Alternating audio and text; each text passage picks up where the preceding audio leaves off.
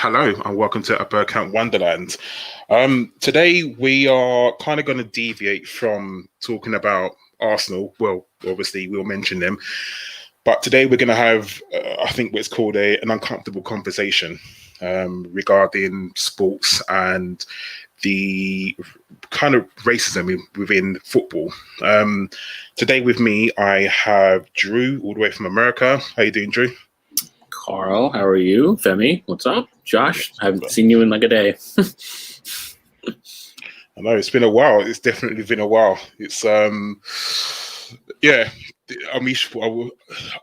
I love podding, but I think this podcast, well, I mean, we're going to have fun, but it's more of a serious subject. I guess we'll start off with talking about football players in general and just kind of how they're perceived within the media.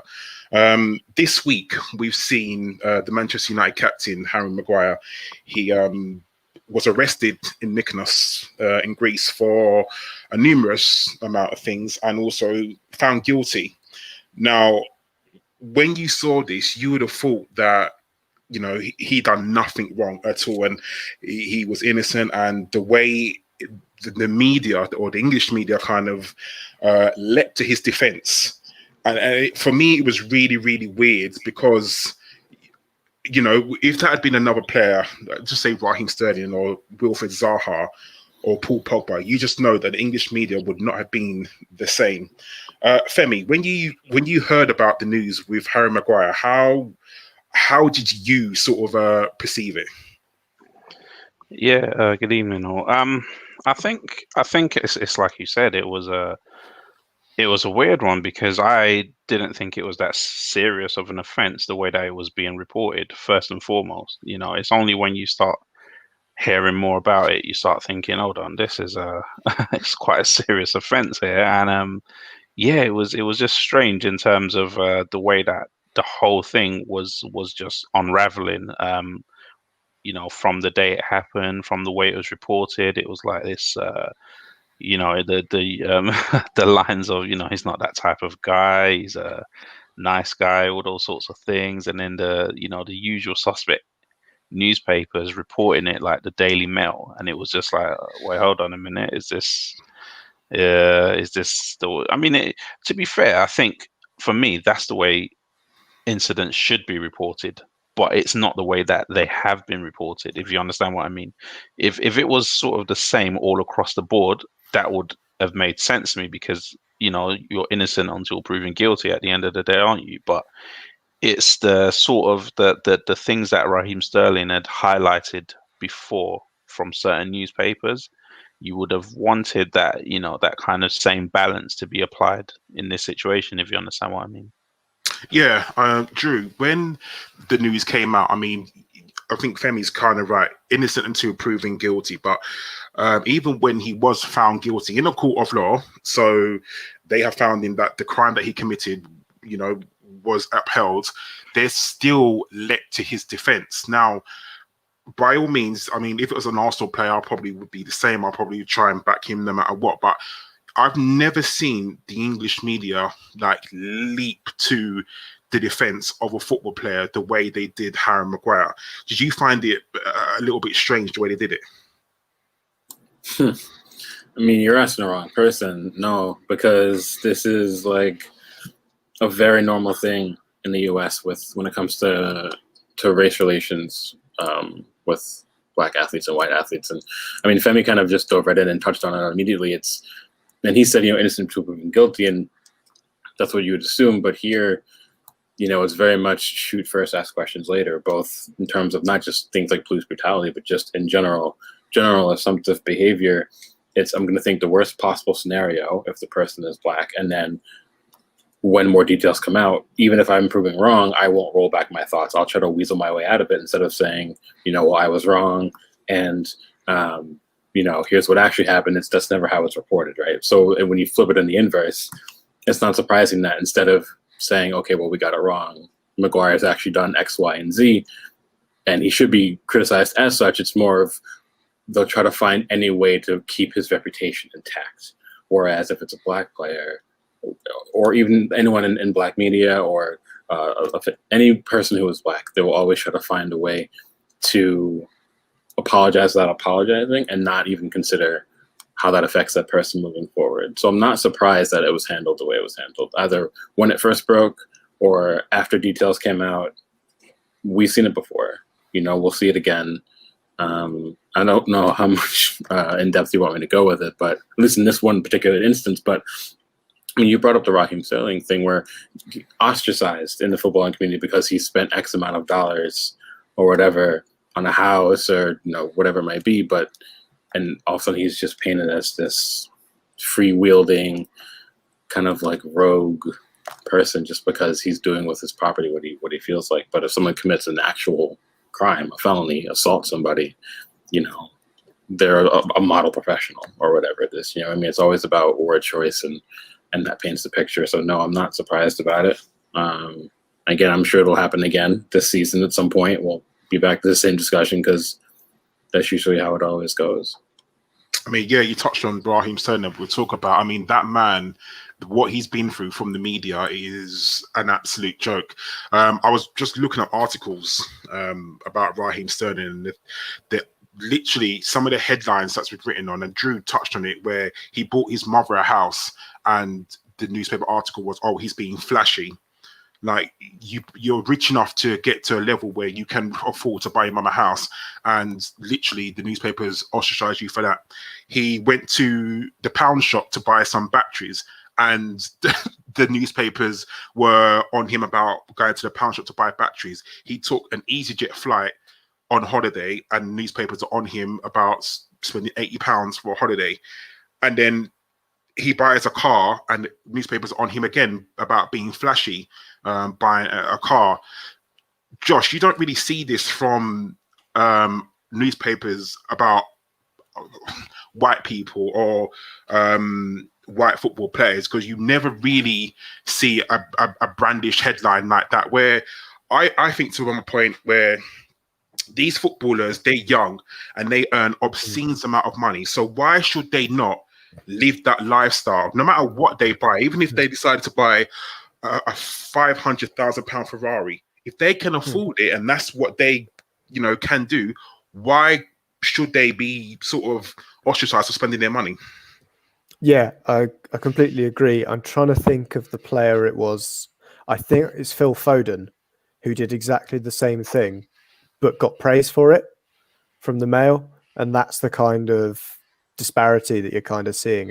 And what we're talking about is that through the media, you'll see things like, well, I think we were going to go on to talk about it, the 3 Sky Sports pundits that have been sacked today.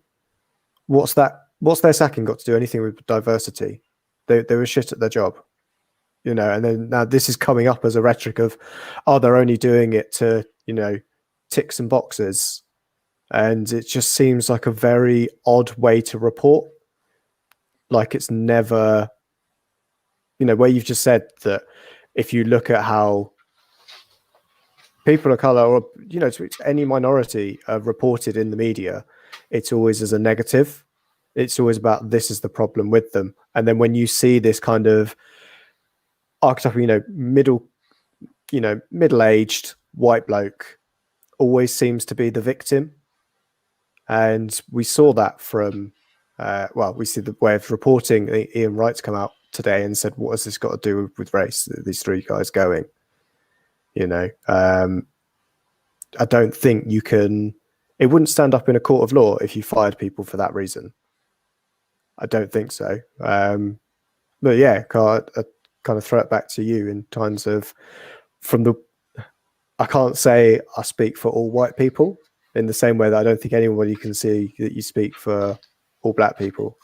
Of course. It's, I think when you look at sort of, not just even Raheem Sterling, you look at people like Paul Pogba, and you look at Wilfried Zaha, and just to name just but a few, the things that they do in the media seem to be highlighted. I remember a few months ago, just when the season ended, and some footballers were going on holiday, and some of them were taking private jets, which you can do. There's no issue with taking a private jet if you can afford it. I'm sure if any four of us could afford to take a private jet, they would. But it was Alex Iwobi, and Alex Iwobi took a picture of him outside the private jet.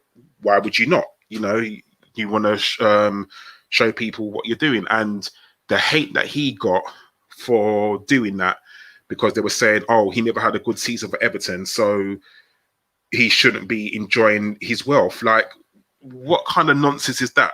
I mean, if Everton are going to pay him that amount of money that he can afford to take a private jet, what difference does it show? But on the flip side, I think it was Mason Mount did exactly the same thing, and nothing. All okay. And it just shows the disparity between the two, that yes, Mason Mount may have had a better season than Iwobi, you know, in terms of goal scoring and performances. Okay, cool. But at the end of the day, whatever they choose to spend their money on, I mean, these, like I said, these young footballers are millionaires at the age of 23. At 23, I don't think any of us were fully mature or even know how to spend their money. And when you've got that sort of lifestyle thrust upon you, of course, we live in an era where you can't eat your food without taking a picture. So if you're going to go into a private jet, of course you're going to take a picture and, you know, kind of show off. Why would you not? You can afford to live that lifestyle. But the way people are perceived by the differences, just because, you know, we can put it down to the color of their skin, for me, it just seems really, really bad. But, you know, I don't know what more they can do to protect themselves. The media play a massive, massive part on the way the public think. Femi, I'll come to you. What do you think that either these young footballers can do or the media should change about how they perceive young black footballers? I think it's like, okay, for example, you're talking about Raheem Sterling, for example. Remember the incident, for example, with the one second, I got someone running in the room right now to disturb me. Remember the incident with the tattoo that he had, the gun tattoo? Like, imagine that, you know, he's got a tattoo and all of a sudden he is now in trouble for just getting a tattoo. And you think about this, and I watch all sorts of different sports, especially American sports. And imagine this, players like Odell Beckham Jr., players like that, their behavior, I mean, it just gets absolutely ripped apart by the American media. And it's like, why do certain players get this treatment, basically? I don't know. It's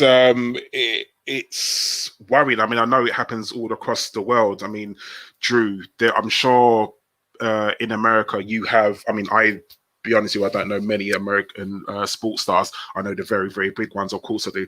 But is it the same, if not worse, in America of the way the media treat players of a different background? I mean, it's definitely worse. And you can literally just do a whole pod when you're talking about just how, you know, players in NFL, just specifically the NFL, are treated with the racial disparity. Then you can look at the NBA.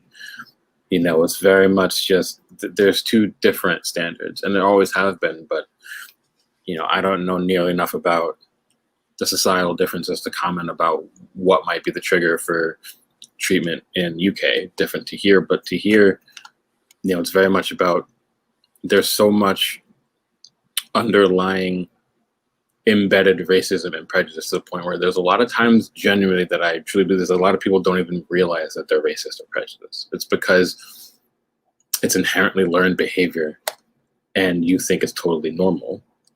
Because when you hear these people try to work through their thoughts and try to justify their words, you're just sitting there and you're just like, what you're currently saying is racist. Like, and like they'll defend it to the hilt, saying, no, it's not, here's why. It's just like your explanation then just made it even more racist. It's like you're digging your own grave, but you don't even realizing you're digging your own grave.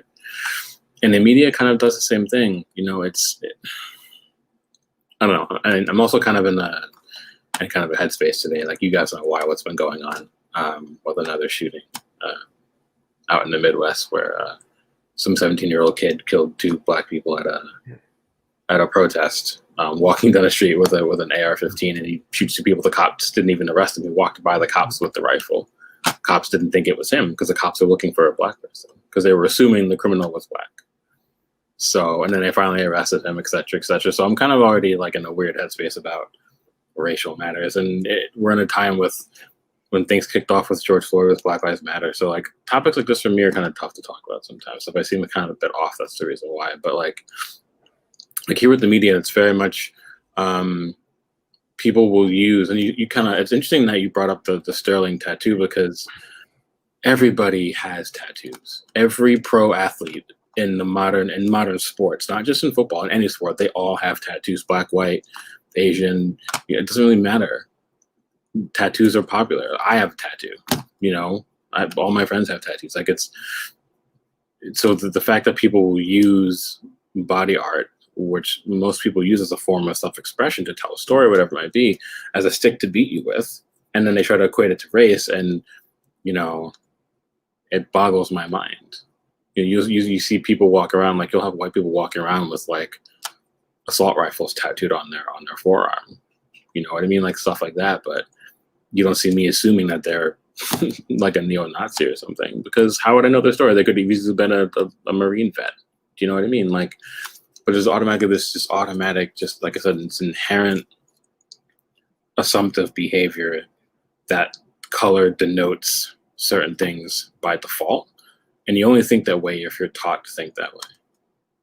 And, when you have people who are in media, or who are in government, or who are in sports, who take that sort of behavior and then they apply it, and no one kind of checks that behavior, it just sat there the faster. And then people who in private have those feelings see it in the media open and in your face all the time, and then they think it's okay to start being more vocal with their feelings and their thoughts, which is kind of why you have what's going on in the United States now with Trump. Like, I mean, let's be clear, like this country was so racist and segregated centuries before Trump even came into office. But the minute Trump came into office, and he's been vocal about his feelings about people who aren't white, that's why you have everything that's happened ever since he came in. People are so more brazen and open and in your face about it. And that usually was something you would apply to life in certain parts of the United States. But you're even getting it in parts where you don't normally see that so open and in your face. And it's because all people need is one excuse to open it and be open with their feelings. And then they'll qualify by saying, well, if you look over here, they'll use other people's poor behavior to justify their own poor behavior. And I don't mean to rant about it, so I apologize for that, because I want everyone else to speak and everything. But yeah, it's just like, it's too much, man. And like at some point, you kind of don't have anything else to say.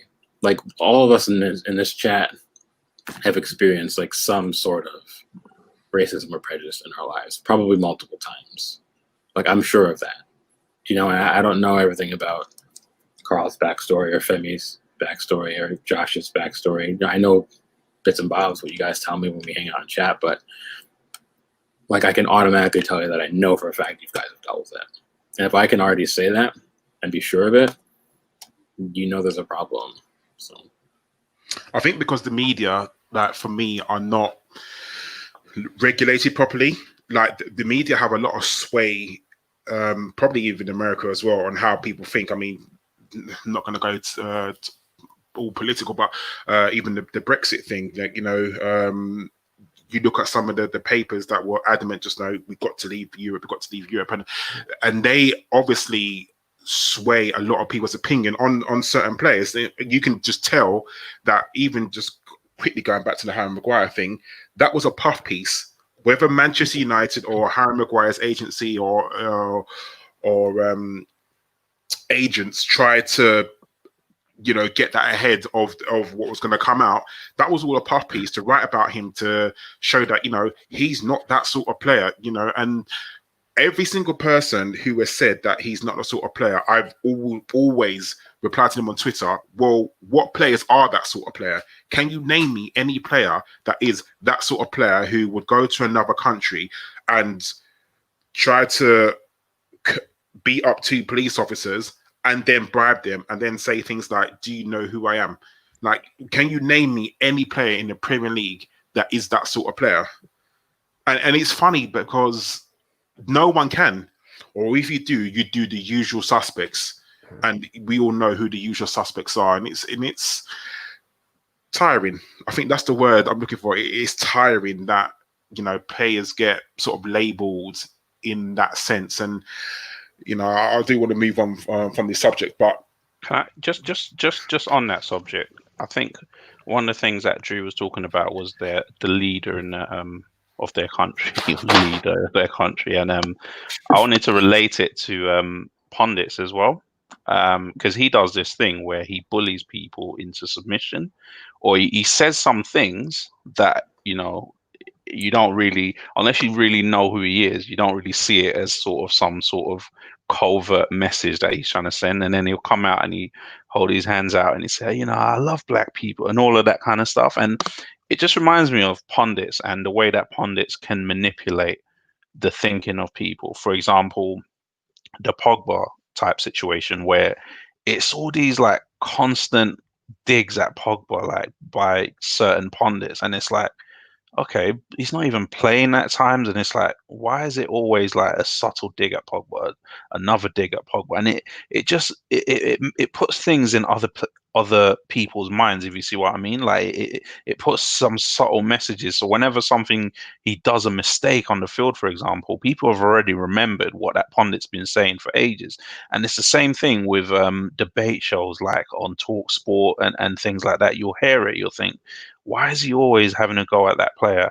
And then like I listen to debate shows in America, like, and you get people like Skip Bayless just always going on about LeBron James, and it's like no matter what, it's amazing. And I know it for him. He thinks, you know, it gets him hits, it gets him clicks, but it's just this constant. Like LeBron has an amazing game 2 nights ago. Was it last night or 2 nights ago? The Kobe Memorial night. He was showing off and playing well. You know, entertaining.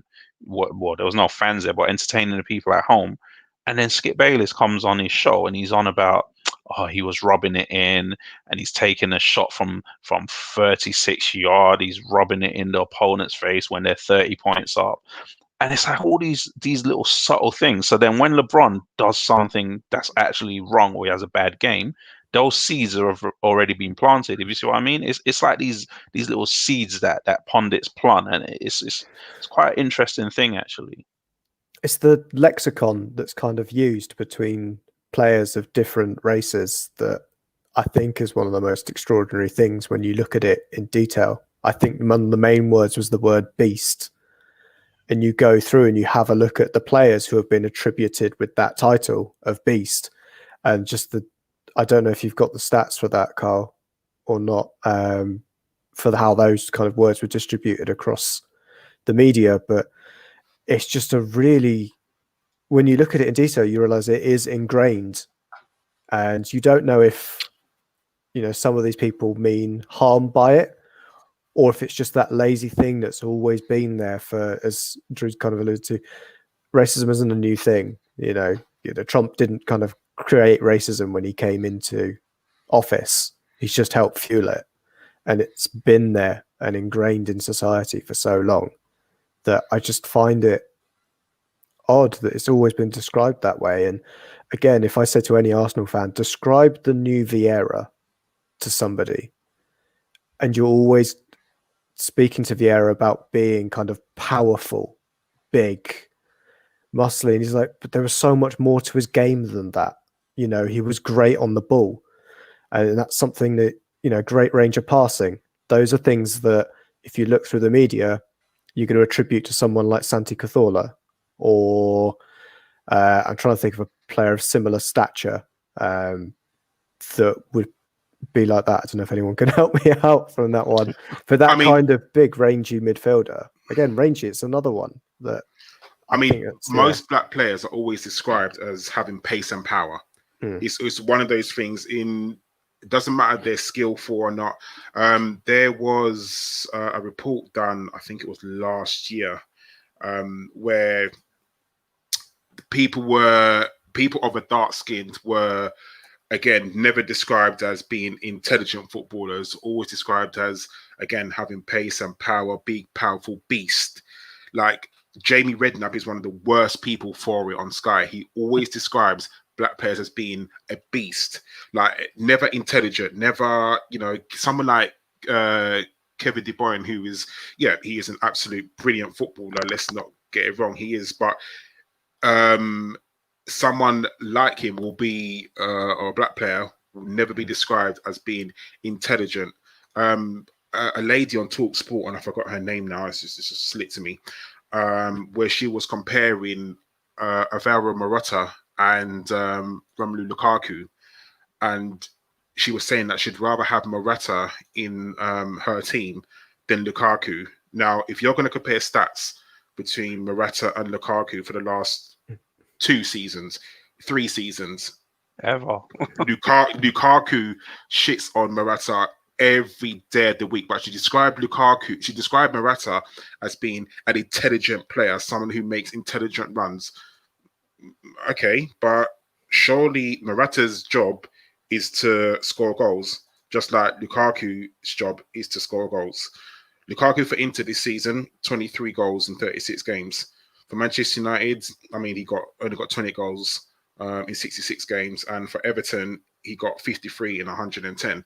And you look at Morata stats, where Atletico, he scored 18 in 49, 16 in 47 for Chelsea, and 15 in 26 for Real Madrid, and was in over 2 seasons. So, if you're going to want a player in your team, surely you're going to go for Lukaku rather than Morata. But at the end of the day, she described Morata and Lukaku was big and powerful and beast-like, which I'm not going to say Lukaku is not intelligent, but what is she talking about? Football intelligence or normal intelligence? Lukaku speaks 6 languages, so if you can speak 6 languages fluently, you're intelligent. If you can speak that many languages, I looked up Morata's stats, and Morata can speak Spanish and a little bit of English and a little bit of Italian, not fluently. So when she talks about intelligence, what is she referring to? And this is my issue. Like, people like Lukaku get described or get stereotyped in a certain way, which is wrong. And like you said, it comes down to why players of that stature, like you said, Vieira for me was a very intelligent player on the football pitch. He was majestic, his runs and the things that he used to do. But no one would ever describe Vieira as intelligent. They'd always describe him as big, powerful, because he's tall and he's dark skinned. It's. I mean, you can make the same, like, when people always get into discussions. I'm going to really try to suppress another rant here, so I'll do my best. But when people always talk about, best players in the Premier League era, you never really think about players outside of the ones that were acceptable. Like Thierry Henry, for a lot of reasons, was acceptable. I won't really have to go into why, because you guys already know kind of what I'm leaning towards as to why. But someone like JJ Okocha was an absolutely fantastic footballer. On his day, probably one of the best midfielders in that time period in the Premier League. But no one mentions him. And people take the piss out of Drogba, but Drogba was a phenomenal center forward. And people will compare Henry to Drogba because Drogba never scored as many goals. But Drogba was such a good player, beyond the fact that he was strong and good in the air. Again, the same usual monikers you want to apply to someone who's black. But this is what I mean. This is like an inherent thing that goes beyond football, and you guys kind of brought it up. Very few black athletes, not just footballers, but very few black athletes are praised for their intelligence and understanding of their game, their actual ability. It's always about their physical impositions, how they look, how they frame up, kind of thing. You see that a lot in the NBA. People don't talk about how good LeBron James's feet are. They talk about how strong he looks now, how much he bulked up. They talk about his power. They don't talk about how quick his feet are, which is insane because at the age he is, how fit he is, and he still has feet like he's 19 years old. The way he reads the game. They don't talk about those kind of things often. And that's, again, a passed down thing where because historically the average, like for example, I'll throw it kind of back to like I guess to history, to things like slavery or indentured servitude. You know, African slaves on average were bigger than the average white person of the time period, so they were always looked at as being someone who could really handle manual labor, the strong physical things to do.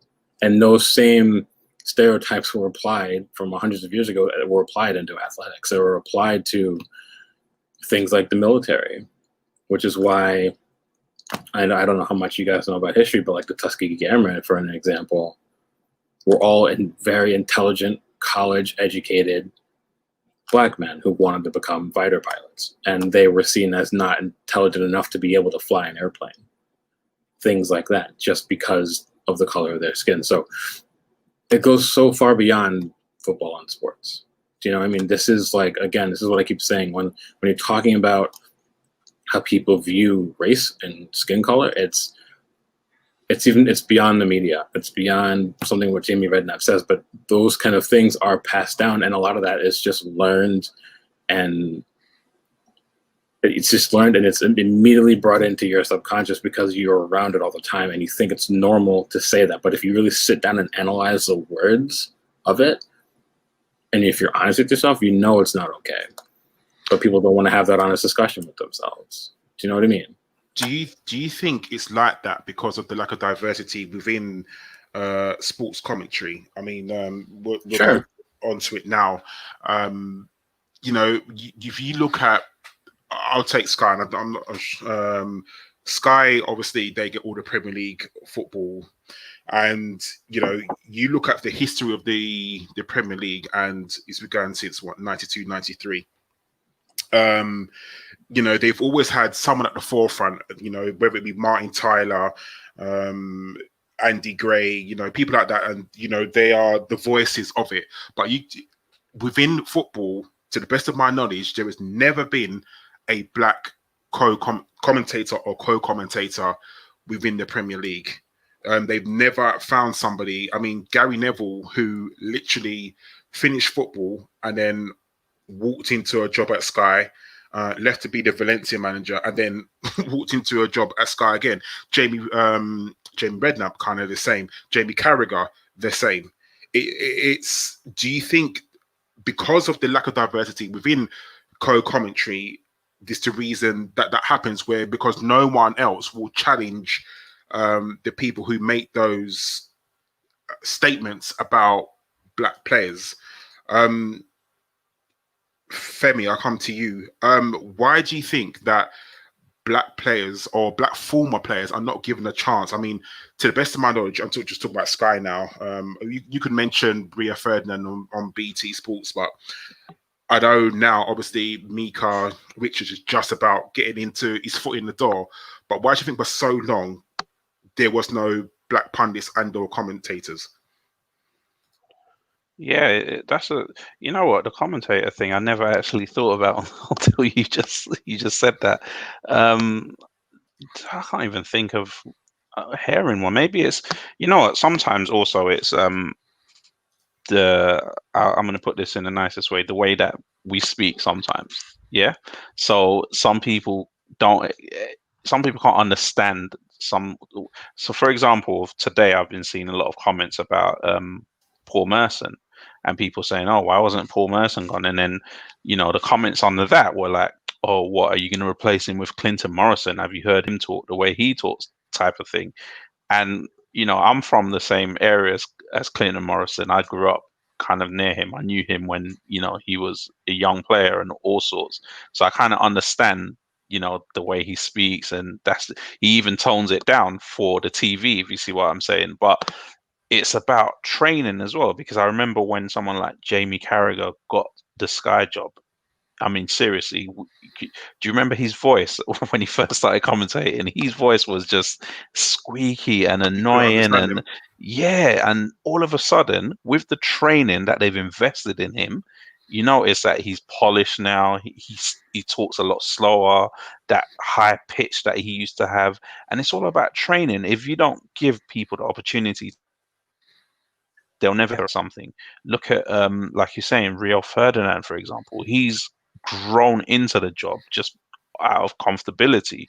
And then you look at someone like Ian Wright, who's just unapologetically him. He's him on every station that he's on every platform that he's on. And that's what I like about Micah Richards, someone like that. He's him on everything.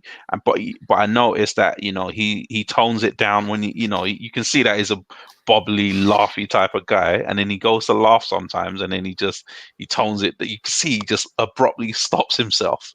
And it's like, okay, you know, can you be yourself? Maybe those are the things that, you know, black pundits and commentators are thinking. And in terms of co-commentators, I don't know how they're going to break into those jobs, because it's even on radio. I mean, you're talking about TV, even on radio. I mean, there's maybe Dion Doblin every now and then does 5 Live. I can't remember hearing any on Talk Sport co-commentators that are of black skin, and it's a real, you know, when you consider how many black players or ex-players there were, it doesn't make any sense. You know, you have to look at, okay, there's a certain amount of jobs. I mean, you guys I'll be watching the NBC coverage for Champions League rather than the BT coverage, because the BT coverage is just shocking, to be honest with you. But yeah, I listen to the NBC coverage, and you get Micah Richards on there, you get Alex Scott on there, you know, so they do mix it up quite a bit more on there as well, don't they, Drew? Yeah, I mean, they do, but again, that's more for the American viewing audience. Having black commentators is more common because you have them with NFL, not just for game days, but you've got so many shows on like ESPN, on SportsCenter. You've already had a lot of black presenters and commentators and co-commentators and analysts come on because, let's face it, you know, black players, both men and women, are dominating most American sports. So it's a normal thing, really. That's especially when it comes to like the NFL and the NBA. They get a lot of former players on to come on. That's why, you know, Shaq has a career now with that, you know, post playing. So it's a little bit different, but also, and this is going to be an uncomfortable topic for a lot of people to maybe necessarily hear, so I don't want someone to be offended by this, but you also have to look a certain way when you come into these jobs, when you're on camera. It's not just, I agree with you, it's not just about how you sound, how you speak, or if they want to invest in helping you, because like you said, I remember when Carragher first started, you honestly needed a translator to understand anything the man was saying. And that's no disrespect, but that was his accent, that was his way of communicating, and there's nothing wrong with that. But if they wanted to have him be understood on air, they had to invest in helping him be a better public speaker. Not most people are awful at public speaking, so they made that investment.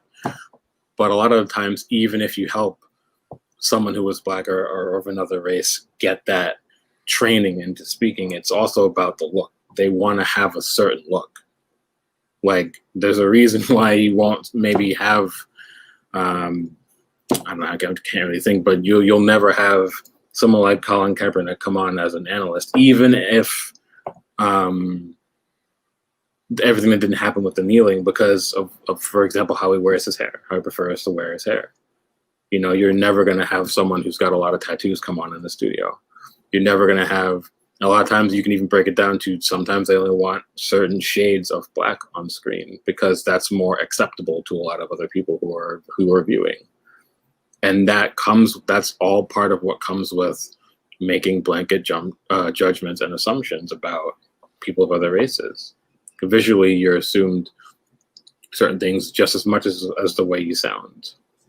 And that's a real thing. And that's for me, that's another reason why you're not seeing as many people come into punditry and commentary on air. And that's why I mentioned Thierry Henry, because Thierry Henry looks a certain way, different than someone like a Didier Drogba. You know, and Thierry Henry and Rio Ferdinand have kind of that same look. They're lighter skinned, you know, and lighter skinned people of other races have always been more readily acceptable than someone who's darker. And that's a hard reality to take, because and that goes into a whole other deeper discussion about racism and prejudice, even just inside the black community, let alone the global community. And that's something that I talk about a lot because I'm mixed, I'm half white.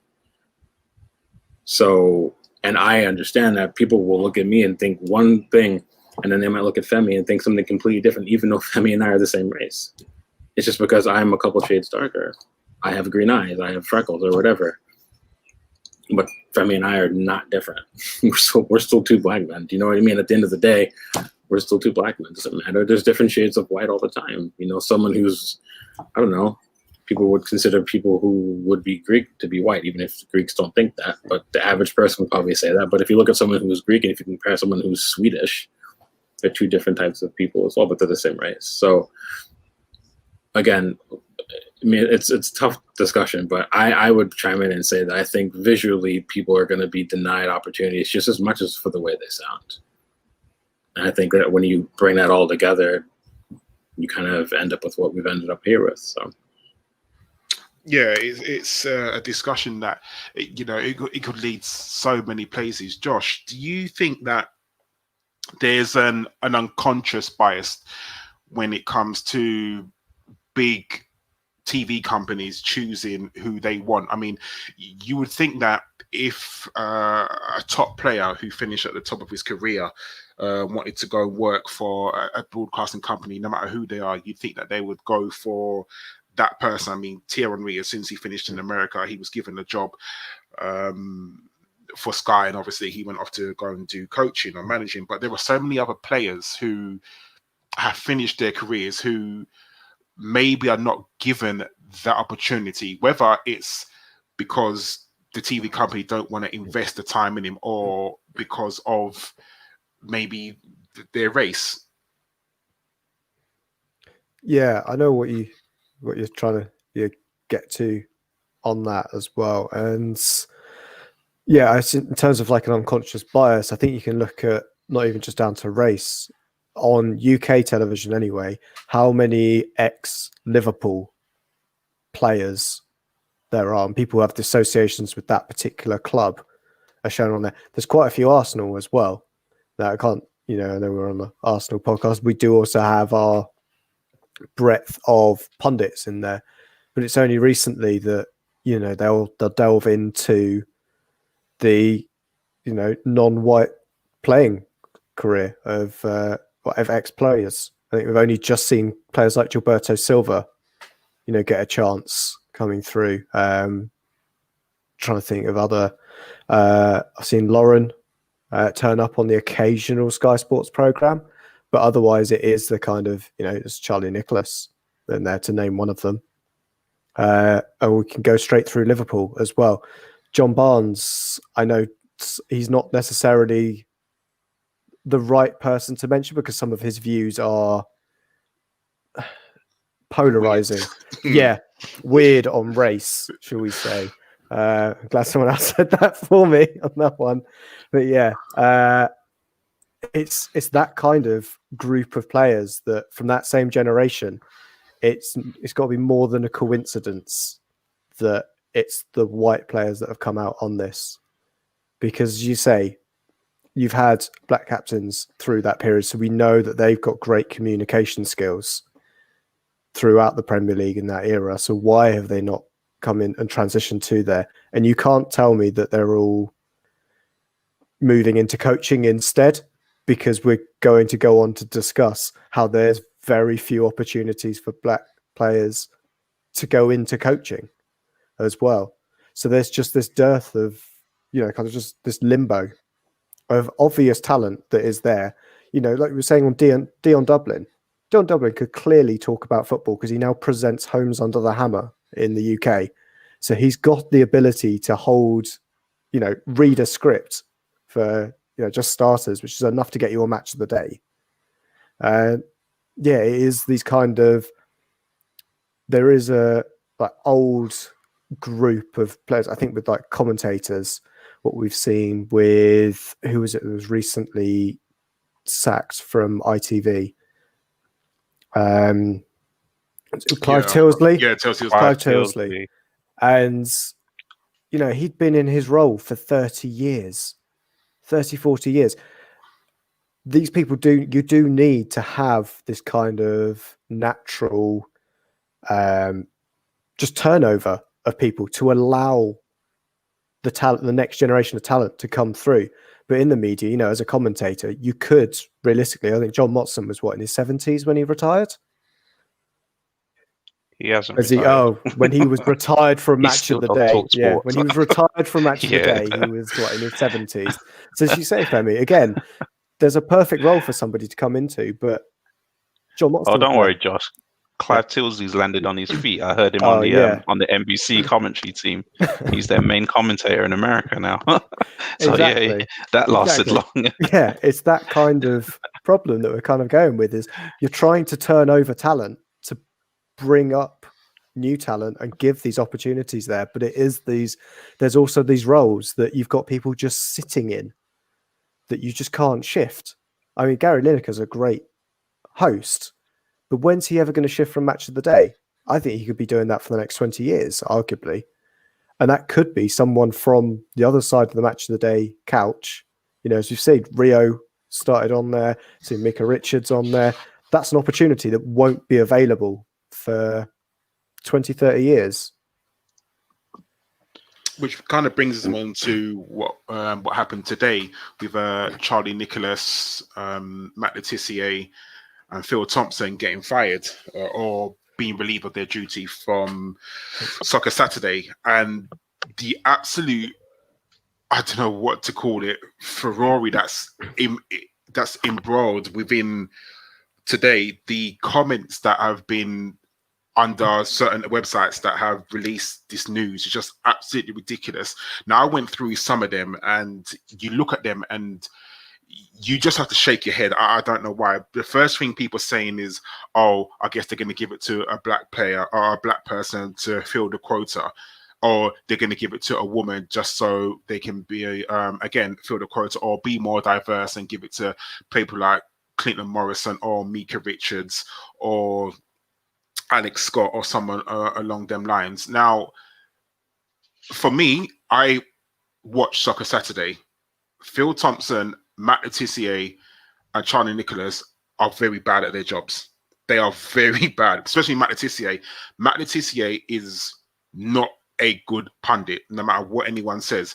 But he's been in that job for so long, it's just like every season after season after season, it's kind of like, we don't know who else to give it to. We're just going to give it to Matt Letizia.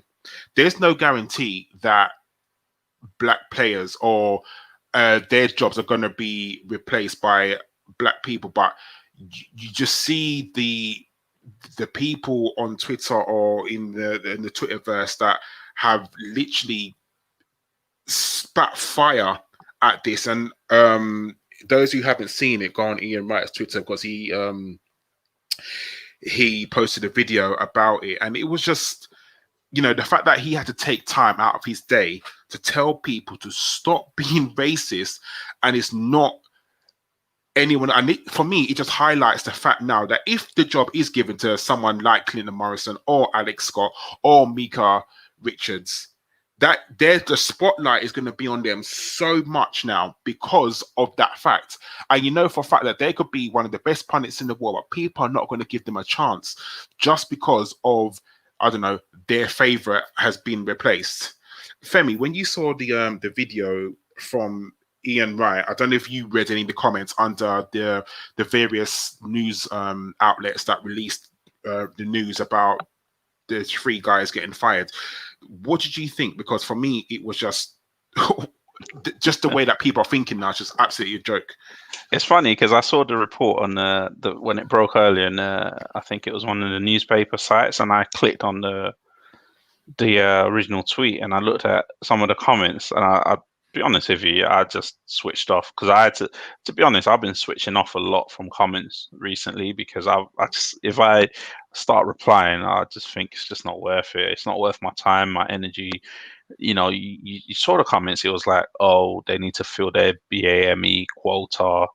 They need to get more women on there, more minorities. There was even a comment about, oh, I bet they want to get someone with a wheelchair. They need to get someone with a wheelchair on there, and it's just like these ignorant, just weird, like comments that are just seen as acceptable in society. It's like people feel like I can just say things like this and just it's fine, it's all right. And I looked at the I mean, like you, I'm a Soccer Saturday fan, and I looked at the remember the old lineup of Soccer Saturday with like Rodney Marsh, George Best, and Frank McClintock, and then they used to have, Clive Allen and people like that. Remember that lineup when they were replaced, with Matt Letizia, no one said anything, did they? There was no comments like this. It's like jobs for the boys, isn't it? Like we like that kind of jobs for the boys in football mentality, don't we? In coaching, in just natural, just without any sort of process or due process. It's just like we're happy with the status quo as long as it's a nice jobs for the boys. You come in to replace this guy, but like Josh said, sometimes people just have to go, and then you replace them with the best person for the job, not just the next, available person that's similar to them. But it's so weird. And just speaking on that, I was thinking, this is when I was listening to Ian Wright, and just the passion in his voice, and I was just like, is it got to that point where every single thing needs a commentary of something negative, towards black people, basically, to be honest with you? Is it that every single thing has to have that kind of commentary? Not everything it's like, for example, okay, sorry, I'm not going off on a tangent, but for example, the when the BBC thing, the songs of whatever, the opera thing that happened this week, it's like BBC decided some certain lyrics weren't going to be sung, and then it's like the comments were just like against black people. I'm like, I've never even watched this show. I don't know anything about this show. I don't know anything about these songs that they've asked to be sung. So why is it sort of me and my race that's getting attacked with it? And it's just all these little things that are like distractions, And I just really thought, imagine, this is my thought earlier, actually. I said, imagine if every single black athlete decided, you know what, we've had enough of this, and we're going to not play our sport for one game or something like that. Like, imagine the damage. Imagine how many black players are involved in sports. Imagine what kind of message that would send, or what kind of damage that would do to that sport. And then I turn onto the internet just now, just as we're talking, and look at this. In the NBA tonight, the Milwaukee Bucks have decided that they are not playing tonight. They've gone on strike because of the shooting in America.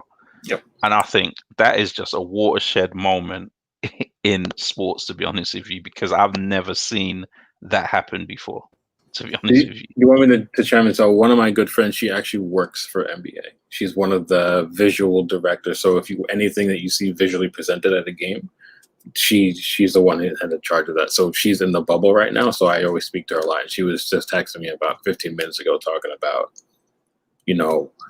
they're protesting. But she said that people didn't like take it seriously, that the threat of them protesting was going to happen. They were just like, they won't do it. And I told her, I was like, I think that too many people generally underestimate how fed up black people are at this point. Like, and it doesn't matter where you come from, who you are, how much money you make. It doesn't matter. It's irrelevant. So I'm all for it. Do you know what I mean? Like, if that's how they can use their platform to get the message across that this isn't okay and we've had enough, protest multiple games. Go right ahead. Do you know what I mean? Like, it's something. Maybe it'll get people to finally stand up and listen. And even though everything that happened with Kaepernick started the conversation, it was never going to be enough, because they made sure to shoot that down as quickly as possible because they didn't want that message to come out, honestly. So if they're protesting this now like that, like the way they are, like that's like that. I'm happy for that, honestly, because sometimes like it's not about going out there and inciting riots and whatever, but it's about using your platform as a voice to understand that change is necessary. And this is like a peaceful way of doing it. And a lot of people are not going to like it. A lot of people are going to, you can already dream up the comments in your head about, it's similar to what happened with Kaepernick, just like, we'll get rid of their endorsement deals, blah, blah, blah, et cetera, whatever it might be, because so many people don't really actually want to take the time to listen.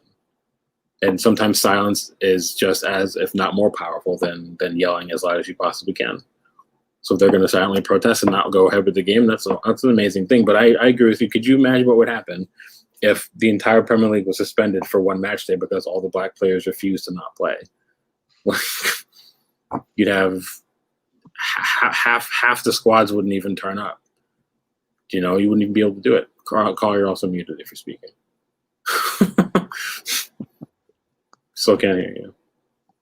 There you go. Yeah, professional. There you go. Uh-huh. Yeah, I mean, Drew, I actually agree with you, and I remember last year when England played in, I forgot what country it was now, and Raheem Sterling was literally about to walk off the pitch, and I think it was Harry Kane who stopped him from walking off.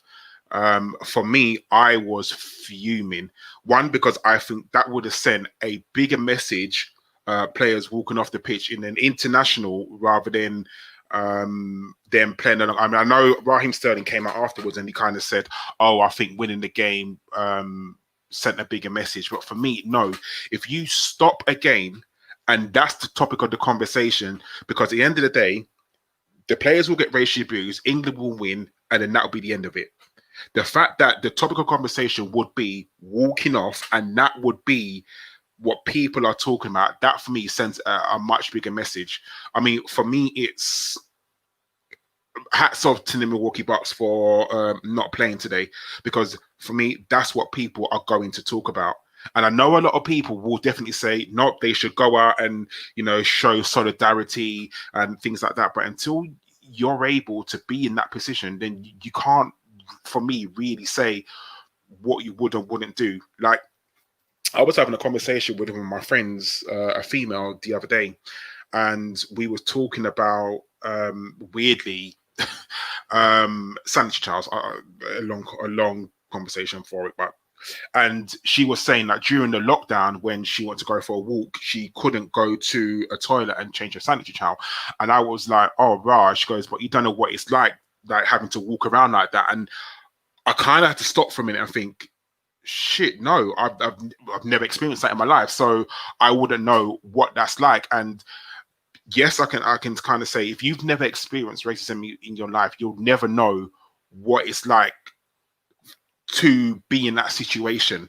And it's hard. And we can have as many conversations as we want, and we spoke about it, we're pumping out things like, yes, Sky would pump out Black Lives Matter. Sky will say they're looking to do change, and all these big companies are saying that. But number one, what are you actually going to change? And number two, when are these changes going to happen? There's only so much conversation that you can have before action is needed. And I'm not talking about going out and rioting. I think that is wrong. That's my personal opinion. But you hit people where it kind of hurts. Like Drew said, if all the black players, and I'm not advocating this happening, by the way, but I'm just saying, if all the black players never turn up for their Premier League game, what would happen? Like, literally, the Premier League wouldn't operate. It would come to a standstill. I mean, you think of the majority of the black players, you think of the Man United forward line, they're all black, so they wouldn't turn up. Arsenal got a load of black players, they wouldn't turn up. Liverpool is exactly the same. Imagine if Mane never turn up. Like, do you know what I mean? Like, Salah or someone like that. Like, it would be a powerful message. But sometimes you have to ask yourself, what next? What next can they do? What's the next step? Because talking, we've had this conversation and we're having these conversations, but nothing else is changing. I mean, we've been talking about racism in the Premier League for how long? And last year in 2019, 2020, and this is just before the lockdown, there were 150 racial incidents within the Premier League that were just reported. Those are ones just reported. So imagine how many of them have gone unreported. I remember we didn't have fans in the stadium from, when did we lock down? March. So from August until March, there were 150 incidents of racist behavior. Just in the Premier League, by the way. Let me add that. So it goes to show you that, you know, things are not exactly getting better. They're not. But what's the next course of action? What do we do next? It's,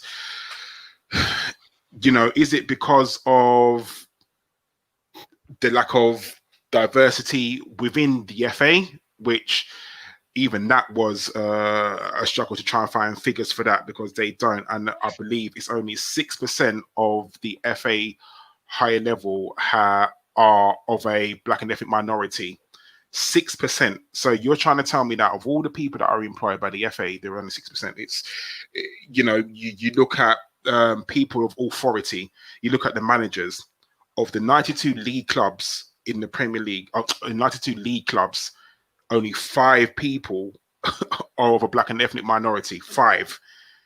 You know, that is, for me, it's not good enough. It's not good enough. And I was asking Drew just before we started. I know, so the EFL have a thing called the Rooney Rule. And if you don't know what the Rooney Rule is, it's kind of a pledge that clubs will consider hiring someone from a black and ethnic minority, or they have to at least get through to the interview process. And as I was reading up about it, I didn't know whether it's a good or a bad idea, and I still don't know, because it should be, personally, right man for the right job. That's, you know, without a shadow of a doubt, that should always happen. But you need to get people's foot at least in the door, and if you can't at least get in the door, that's where the issue starts. Josh, I'll come to you. I'll come to you because obviously you're not black, but are you a fan of the Rooney Rule, or do you think it should be implemented? I think, to be honest, the cynic in me says Chris Hughton had a lot of miles to put in the Championship, basically, with the Rooney Rule, because he was the only black manager that I think anybody in that league would consider, because there's that lack of perceived depth. I mean, within absolute shadow of a doubt, if you listen to anything Mick McCarthy has said, Terry Connor, who was manager of West Brom for a bit, absolutely superb coach, one of the best in the business, doesn't get a look in. We can go to Sol Campbell as well and look at that generation of we could work our way through that England squad and look where their first job was after they retired. Michael Owen went straight into punditry, and if anybody's seen the Dubai advert of him in the helicopter, we know, again, not a talker, pretty bland, pretty boring, very uncharismatic. And then you look at Steven Gerrard. You know, he's gone to Rangers, which you'd say is a step down from potentially where he could get. Frank Lampard walks straight into Derby County, aided a lot by his uncle. I think it's a lot of, you know, who you know as well as what you know in that particular instance. And Sol Campbell has to go to, get him in the right order, Macclesfield, who bottom of the entire professional pyramid. You know, they're 92nd of 92nd. They're 10 points adrift when he joins them. And the only reason he's getting a role is because someone's throwing a Hail Mary, really. I think it's got to that point that's why they're kind of going, well, we can get Sol Campbell. And they're not, you know, you'd think, especially with the job that then Sol's done, his next job would be, Championship, because he's proven himself. But again, he has to go back into the doldrums of League One, and is Southend United, another absolute horror pass of a role, but it's the only roles he's getting hired for. And you just think that surely with that body of work, there'd be at least one stable club that would look at him and give him that foundation to grow from. And I think it's even down to that level that, although you can say there's 5 black managers in place, they're not necessarily in stable positions. You know, managers' jobs aren't necessarily stable, but the club behind the scenes are at least stable. And is it because of the generation of owners that are in place when you get down? Again, I know it was tarring the kind of racial profile of owners in the lower leagues.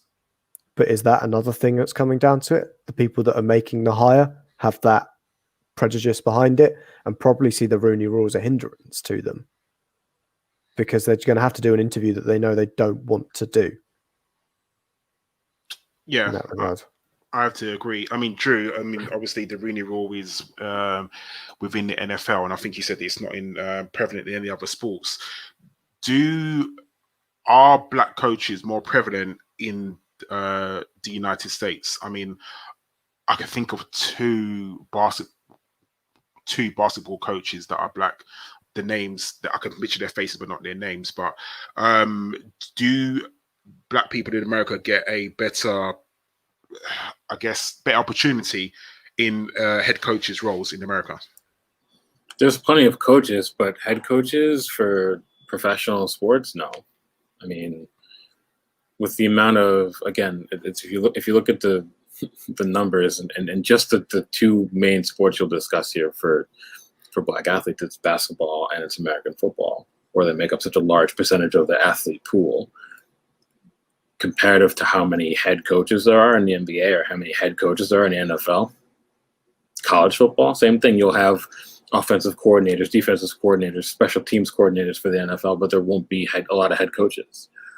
Tomlin at the Pittsburgh Steelers for a long time, Josh will know who I'm talking about. He was the head coach of Pittsburgh Steelers for a very long time, and he was relatively successful. But apart from him and maybe a couple of names, there's not a ton of them. Basketball, same thing, the NBA, which is a sport that's completely dominated by black athletes.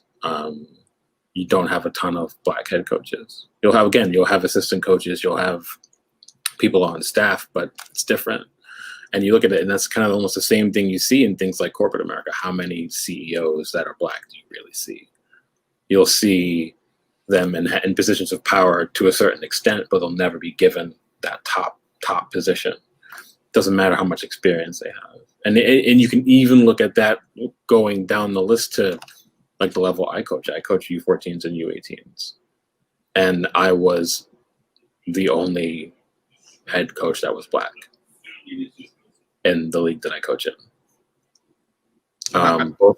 So it's the same thing. And I know a ton of people who are black and other races who have just as much experience as I do. And I've been coaching since I was 19, so I've been coaching for 17 years.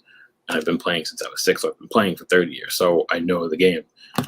I've gone through the rings, but I know other people who've done the same. And they can apply to prominent youth clubs across the board. And even if they get into the room, a lot of people will already just discount them. And that's the thing about the Rooney Rule. The Rooney Rule only gets you into the room. Doesn't say that they have to hire you. So it's almost like they're just going to go through the motions. We'll say, oh, well, these couple of people are black. We have to just let them in and we'll talk to them, but we have no intentions of hiring them. So it doesn't change but so much. It'll change things if you have people who are progressive on that board level who will actually be willing to take a chance on someone who's black. But the Rooney Rule doesn't actually change anything. You have just as much getting hired with it than you do without it. So, there's just way more has to be done. That doesn't really change anything. And that's almost kind of why when you'll see a lot of athletes at all age levels, when they play under a coach who is a race that they are, so in this instance, black, they respond to them differently. And it's not just because they want to play for someone who's black, it's because they want to play for a coach who understands their trials and tribulations more than somebody else ever could. And you see that a lot when it comes to basketball and American football, because that's such an outlet for so many people who are black in the United States, particularly from certain areas and certain states where the education system is downright poor, their home life is tough, and their outlet is sports. You have a lot of athletes who talk about that all the time. And a lot of those athletes who go on to be successful were brought up under coaches who got them on another level. That's not just about sports. It's about being a human being. It's about having good role models. It's about someone who can relate to you on another level. That's a different conversation for an athlete that's black when you're playing for a black coach than when you're playing with a white coach. And that's not meant to be insulting at all. It's because there's you can just understand it just that much better. And that can be seen as a motivator. So that's the point. It's chained. If you want to have people to be successful in life, you have to give them the right motivator starting at a younger level to say, we can make it that high. So I want to strive to get to that high, because so many people stop themselves inherently to say, I'll never get this job. There's no reason why I should apply for it. So I'm not going to bother, no matter how qualified they are. And that's another thing. So it's that almost like that symbology as well. You want to have somebody to really kind of look up to, and that's why you have all these athletes are so highly beloved in communities, because they're seen as like that beacon, like he did it, I can do it too, kind of thing. Do you know what I mean? And that kind of made it out. Yeah, and that goes beyond sports. It goes into any field. You're talking about people who end up in high degrees of medicine, PhDs in whatever field they're doing. It's that kind of thing. So, yeah, no, in American sports, it's very much the same thing. But yeah, for almost the same reasons, really. Femi, what would you, I know it's kind of putting you on the spot, but what would you change? I mean, yeah, the Rooney Rule helps, but like Drew said, it only gets you in the door. And yeah, like I said, I'm all about right man, right job. But like Josh alluded to, Frank Lampard walked into a championship job at Derby. Steven Gerrard walked into arguably, the second best team in Scotland. That was his first job as a football coach. And again, what Josh said, Sol Campbell had to work his way up through Macclesfield, saved Macclesfield from going down. And then you would have thought, oh yeah, maybe he would get a job at a championship, but no, he's gone down to Southend. Why do you feel that he's not, or isn't given the same opportunities as the likes of Steven Gerrard or Frank Lampard? Oh, that's the $1 million question, isn't it? It's a tough one. I think as Josh was speaking, I just think about the amount of managers that do a job, get sacked, and then get hired at a top level again. Do you see what I mean? Like the Allardyces, the before the Pardew's, and the teams like this, and it's so random that you wouldn't just take a punt on just a young, but then it still comes back to even, I mean, you're talking about managers, even at the coaching level, there's not enough black coaches. So then how did they progress, basically? If you see what I mean, like how many black coaches are around? Arsenal had a couple in the unders. I think one left to go with Thierry to Monaco, and I haven't even heard about him since. He was Ampedu's father, I think.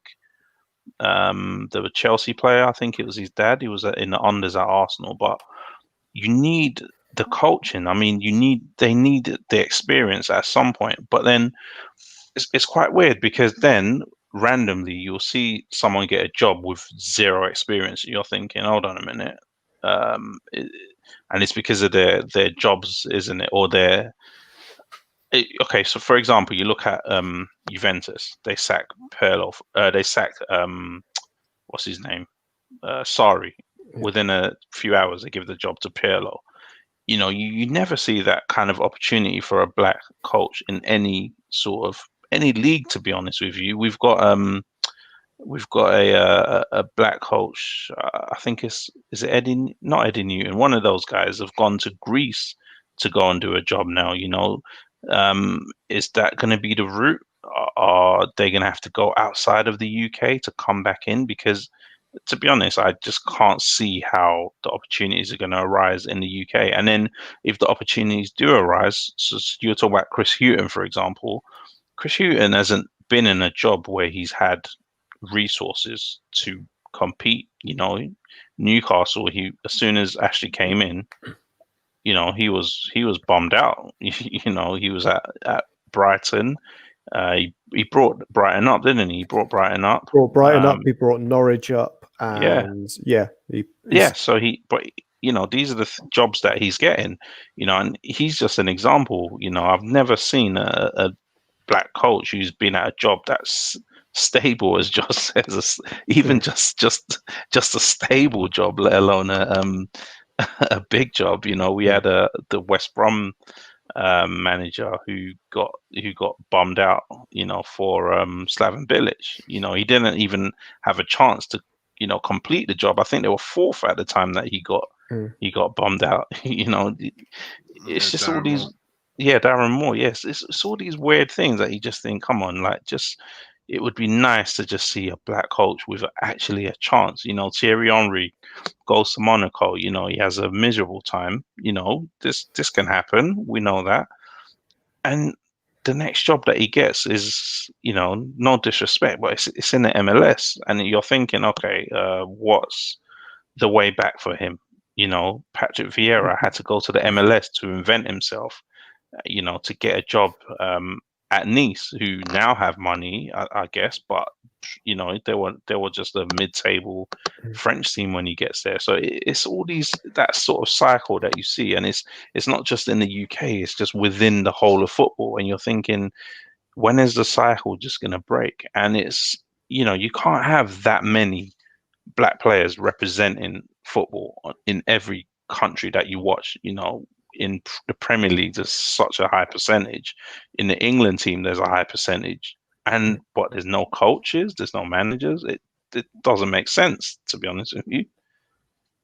Yeah, it's so weird that you would think of all the coaches that have sort of players that have retired over the years, and none of them are coaches. And whether we can't categorically sit here and say, a high percentage of them want to be coaches. Some of them may not. And I totally understand. But you can understand that some of them will want to stay in the game in some sort of form. And people like Sol Campbell, who, taking that step, who want to be managers and not given or afforded the same opportunities as the likes of, a Frank Lampard or Steven Gerrard. Do you know what I mean? Like, these players you can't even base it on sort of their playing, because okay, Steven Gerrard won the Champions League, he never won the league. So Frank Lampard, yeah, his career was glittered with trophies, but Steven Gerrard wasn't really. But what made someone give Steven Gerrard, arguably, like I said, Rangers are arguably the second biggest team, maybe the biggest team in Scotland. But he walked into that job after being Liverpool coach for I think it was under 18s, I think it was. Someone at Rangers said, yes, you know what, you're going to be the one for this job. And I'm not saying that, I don't know who else applied for that Rangers job. No idea. So I can't categorically say that a black person applied and didn't get it. But, that's a very good job that Steven Gerrard's got. Yes, it's a Scottish league, and I'm sure any four of us could go to that league and probably win the league. Let's face it. But it's just weird that happens, and you never really see a black coach get an opportunity just like that. I mean, the one that I can think of that just springs to my mind is Paul Ince when he had the Blackburn job, and I think, wasn't he the first black manager in the Premier League? Paul Ince, I'm sure he was. And he didn't last long. I mean, yes, granted, Blackburn had some god awful results. Granted, 100%, but and he's never got a job after. To the best of my knowledge, I don't think Paul Ince has got another job. Paul Ince had a few jobs after Blackburn. I'm only saying did he go to Blackpool? I want to say. Yeah, it's only because I've got his Wikipedia page up at the moment. Oh, yeah. I want to say he went to Blackpool. Yeah, no, Milton Keynes did MK Dons for a year. I remember him going there. Then did Notts County, but then 2 seasons out went to Blackpool. But that was as a favour from memory that he went to Blackpool. I can't remember if Tom Ince was there for a bit. Yeah, he was, wasn't he? Yeah, well, he was a player, but I can't remember if he was still at the same. I think that was the reason why he came in. But yeah, again, he didn't last that long.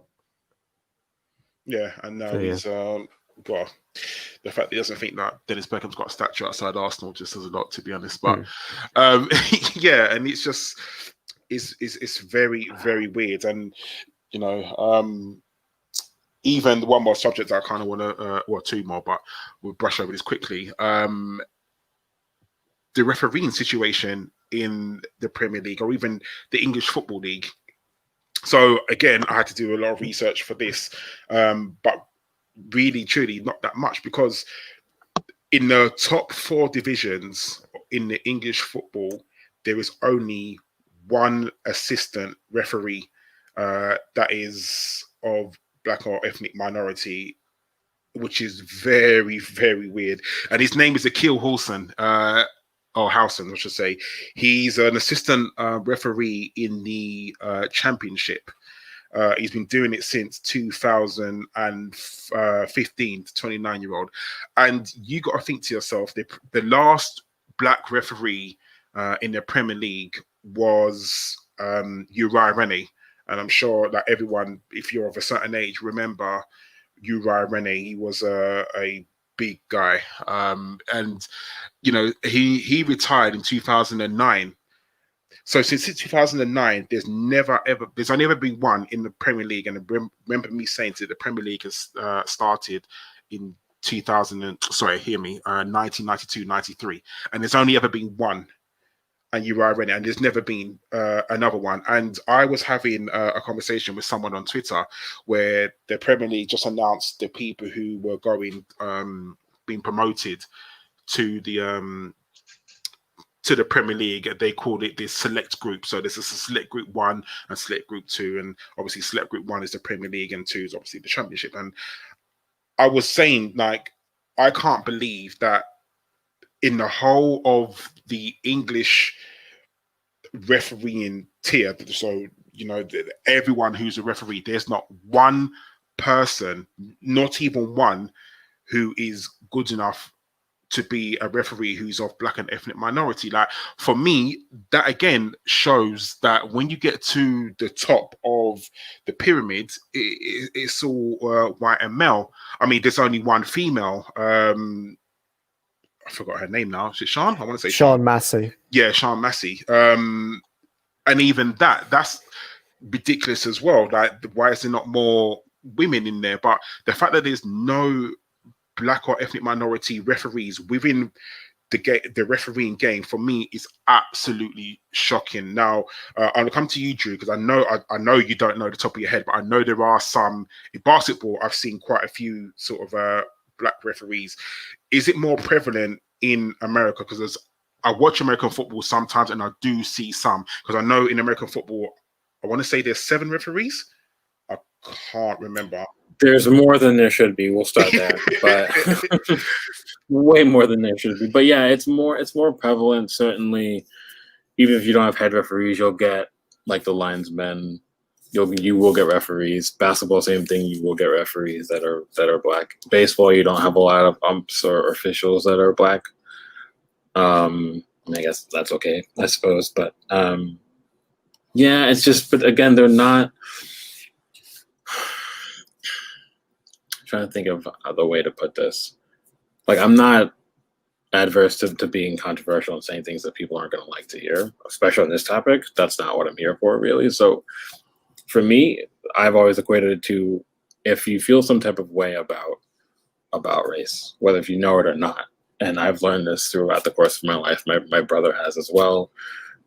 Maybe you guys have also. But a lot of people don't like being told what to do or how to act by somebody who they feel is not on their level on racial grounds.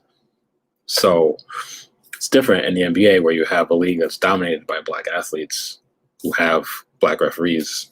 That's not the same thing as maybe in the Premier League, where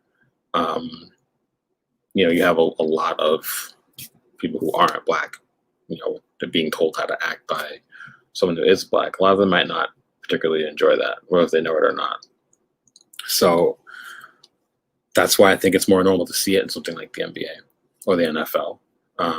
And I don't know if that's an experience or a thought process that people in the UK have, but it certainly is an experience and a thought process that people have in the United States. And that's why you have so few black men or women in positions of authority, because a lot of people don't like being told what to do by somebody who's black. That's the brass tacks of it. And again, it's not just athletics, it's across however many professions. So I don't know if that plays into it on a Premier League level. but it certainly plays into it here. Again, not just in athletics, but in general. Again, same thing. How many highly qualified people do you have that are Black that are in CEO positions? You know what I mean? Like people who have 30 years plus experience, multiple degrees, doctorates, you know what I mean? Like it's the same thing you see throughout, for years you saw it throughout government, you saw it throughout like the judicial system, all these kind of things. You know, it's so beyond just sports. How people kind of feel like deep down. Same thing like teachers. Like a lot of people go to school to become teachers that are minorities, and a lot of students definitely react differently to a teacher who is of a different race than another. I mean, I see that constantly. I have a lot of friends that are teachers. You know, I work for a school, so I see it all the time. It's a real thing. So I don't know if it's a subconscious thing or a conscious thing when it comes to refereeing. You also have to consider maybe, I don't know the numbers behind it. Josh might, you guys might. I've never done the research, but to go through the rings to become a referee in the FA, like how expensive is that? Could it be you're also talking about socioeconomic issues. Is it harder to maybe for a lot of people who are of a different race to be able to afford to go through things? Because you have that with things like here, when you're trying to be an athlete, with things like pay to play. There's a lot of talented minority athletes in the United States that can't afford to go play for top youth clubs because they just can't afford it. Not because they're not good enough. It's because they come from harder economic means and their parents just can't chuck up $15,000 a year to play for a youth club. Do you know what I mean? So I don't know if it's the thing with referees as well, to add to it, is not just the case of the distinct lack of Black referees. It's just the distinct lack of any diversity in there at all. There's not every single referee is from England. Mm-hmm. A supposed best league in the world that imports talent from across the globe. There are Black referees across other parts of Europe. Yeah. You know, off the top of my head, I can think of a couple in Spain that I've seen, because you see them during European competitions. You know, the ones where the Premier League referees aren't allowed to go to because they're all shit. You know, those kind of competitions, you see there's Black referees around. So there's, you know, it's got to be something about the system in the UK as well that's blocking it. The how many games you have to go through and work your way up the ranks. Yeah, it's a very broken system. To use the word corrupt, I think, wouldn't be doing a disservice to it, especially from what you've heard from ex-referees. I think Jeff Winter's one of the most outspoken on it. Same with Graham Poll. Again, says it's a massive clique. And what you tend to find with massive cliques, irrespective of race, is they tend to hire from within their own community. And keep it as a boys' club. Yeah, absolutely. It's the same kind of deal. It's a big old clique, that referee system.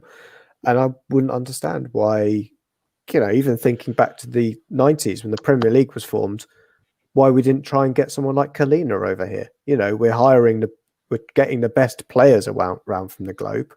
Why are we not getting the best referees in?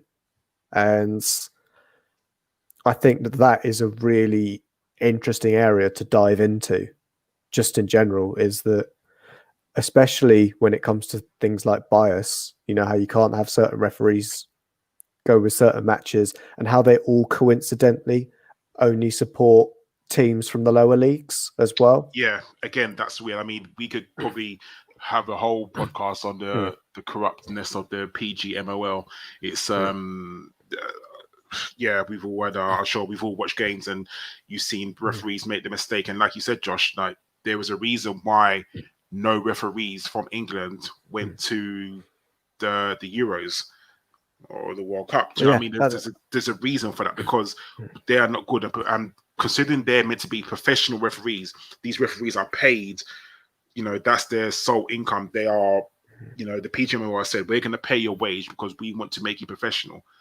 And they're not good at what they do. It just shows. And again, you know, we could, off the top of our heads, we can all name some very, very bad referees. You know, Mike Dean, you know, Andre Mariner, Martin Atkinson, all flipping, you know, Anthony Taylor, just bad at what they do. But And they've also all been in their job since the early 2000s as well. So it's another one of where we've been mentioning there's a distinct lack of churn at the top level, which I think you see across jobs anyway, is that right at the top level, very little churn, unless you're looking at obviously managers in football clubs, that we're not getting this kind of new talent coming through. You know, the freshest faced one there is Michael Oliver, and you know what? He came through at the same time as Anthony Taylor.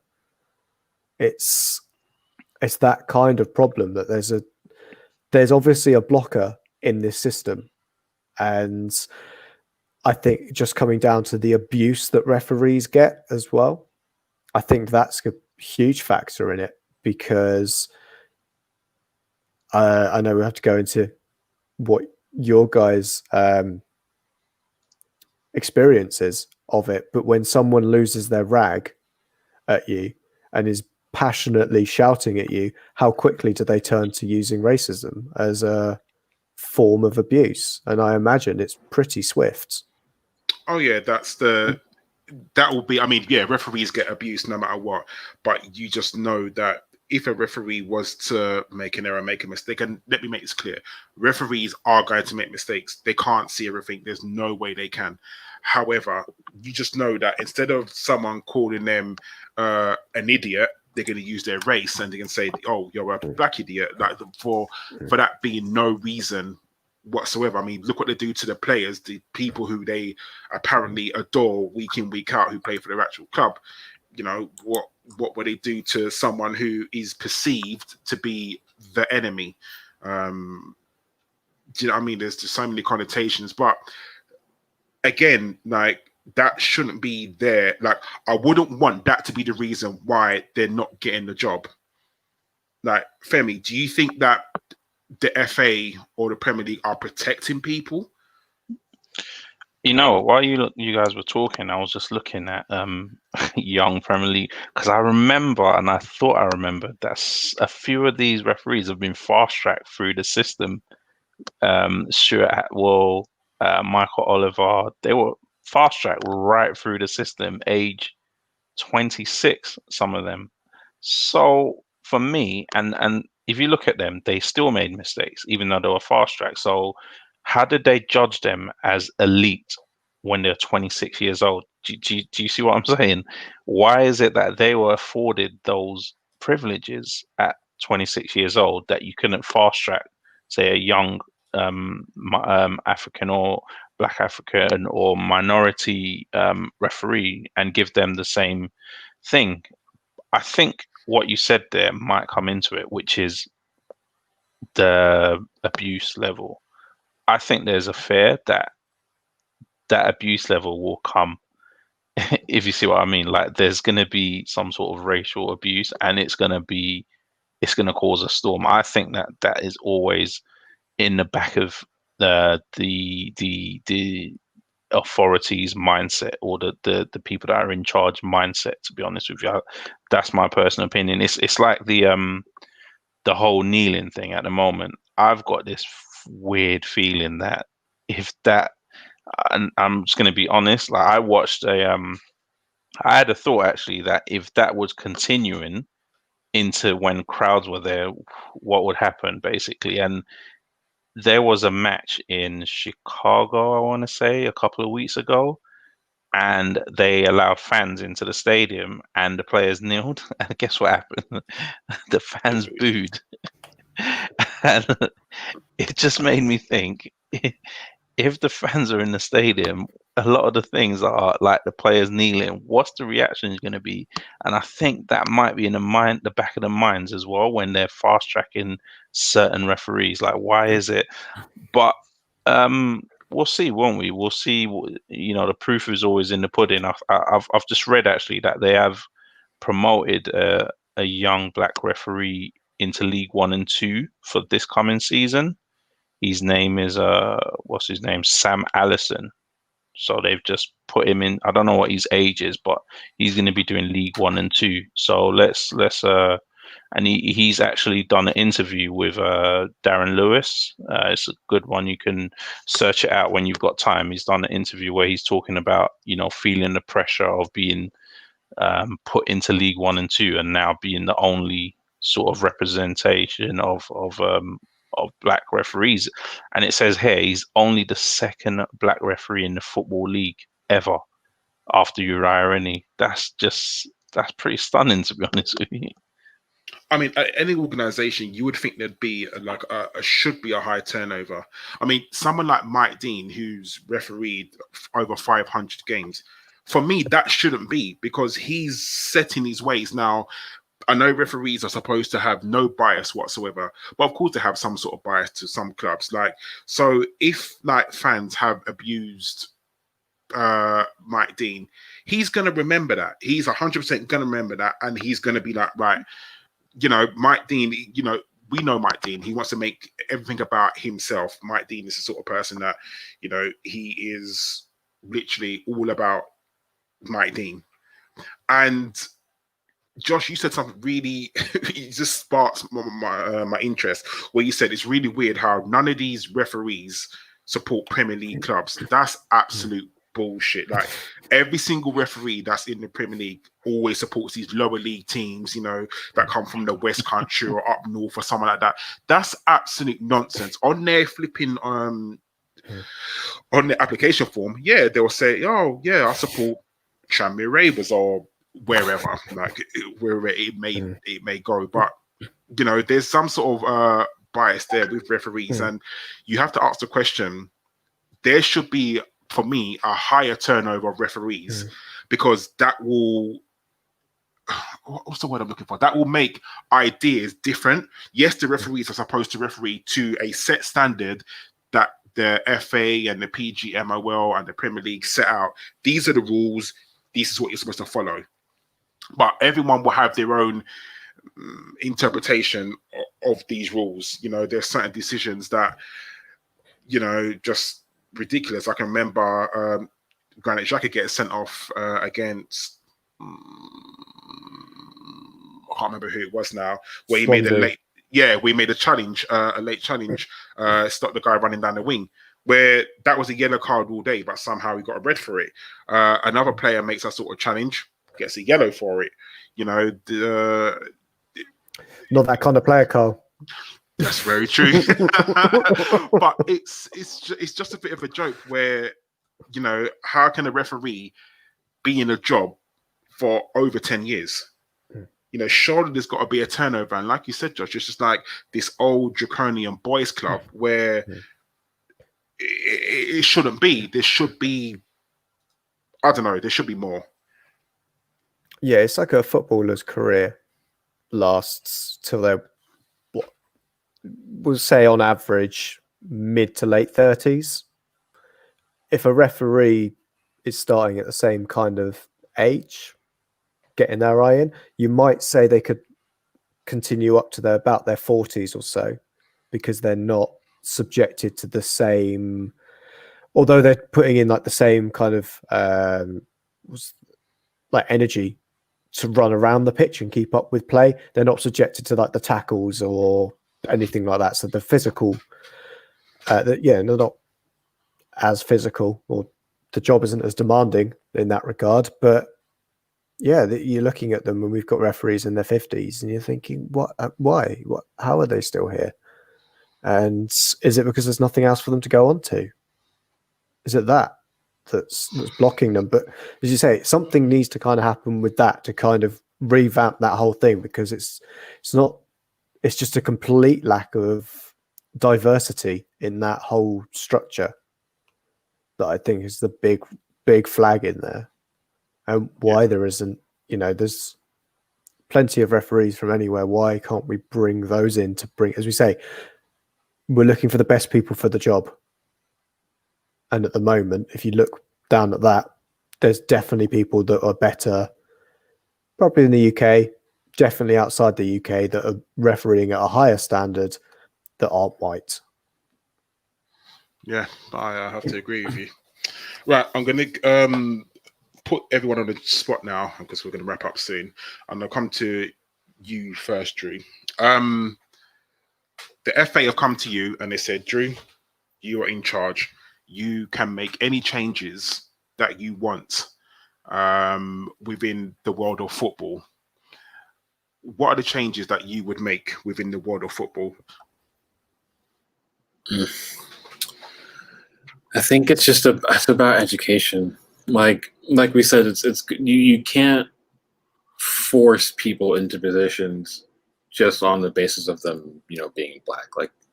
But you have to be able to give them opportunities that they're not getting. So, and that also kind of comes. So there's that sort of aspect will change. Like you have something like the Rooney Rule, but it doesn't change anything really. I don't want to do something like you can't do something like you have to have a quota, because I don't think that's right. You know what I mean? Like, because someone can come into a role and be completely ill-suited for the job, but they've gotten it just because they're black. I don't think that's right. I don't think people deserve handouts just because of race, but I do think they should be able to have the opportunities they're clearly not getting. And part of that comes with education and understanding the differences of pathways that people of different races have to go through, the hoops they have to jump through. So as long as you level the playing field, and it's totally solely on merit, which is clear that we've discussed before with the amount of corruption involved, you can't say that it's a level playing field from the bottom up. So you have to level the playing field. That's the first thing. I don't know enough about the FA scheme and the whole tiered system to know how to really go in and change that. I just know that whatever that would be, I would defer to you guys. That's got to be leveled.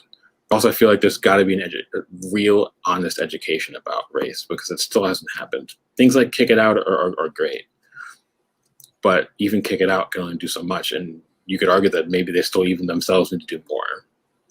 So you have to have programs that aren't just about that sort of like faux education where you take like a course and they tell you like what's right and what's wrong, and then you're done in 2 hours. That's not being educated. Do you know what I mean? Like, understanding where like the roots of racial disparity, the roots of where prejudice and racism comes from in the workplace, in society, in athletics. If you really try to get people to truly genuinely understand things, that's how you kind of start change. Change starts from the bottom. So you have to start it when people are younger. You can't start trying to educate 50-year-olds because they've made up their minds by now. No amount of classes or courses or lectures are going to change their line of thinking.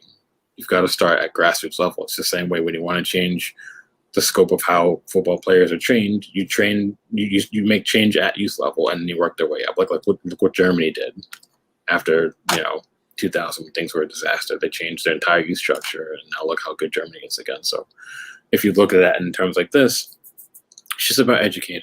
It really is. And then for me, I would say with education would come the understanding that you can't just look at somebody and write them off just because they're a different skin color than you are. So for me, I would change the way people are educated about race. That for me, and I could say the same thing about the United States too. So I think that for me would be the biggest thing. Agreed. Femi, what about yourselves? What would you change? Get myself off mute. I agree so much with what Drew said. I think education. I think also we need something to. You know what?